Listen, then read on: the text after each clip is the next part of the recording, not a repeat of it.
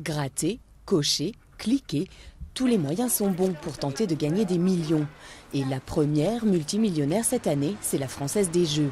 En 2011, elle a enregistré des mises de 11,4 milliards d'euros au total, un record. Le loto retrouve sa place de jeu favori des Français avec des mises de plus de 1,5 milliard d'euros à lui tout seul, suivi de près par l'euro-million.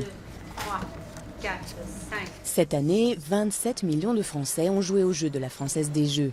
Mais pourquoi tant de frénésie? Tentez ma chance. Avec tout ce cri, ça. Ça ferait du bien sur nos budgets. Même 30 €, c'est un peu l'amusement du jeu, et puis pourquoi pas la fortune. Tour de piste réussi également pour le PMU qui franchit pour la première fois la barre des 10 milliards d'euros de chiffre d'affaires. Besoin de lien social, de réconfort ou d'évasion, les Français jouent plus que jamais en cette période de crise. C'est quand on manque d'argent qu'on a envie d'en gagner plus, soit d'améliorer l'ordinaire. Donc il y a peut-être moins de gains faramineux pour le PMU, mais ce sont quand même des gains conséquents, notamment à travers le quintet spot. Année record enfin pour les jeux en ligne arrivés sur le marché il y a juste 1 an et demi. 10 milliards d'euros pour eux aussi, dont les 2/3 grâce aux jeux de poker.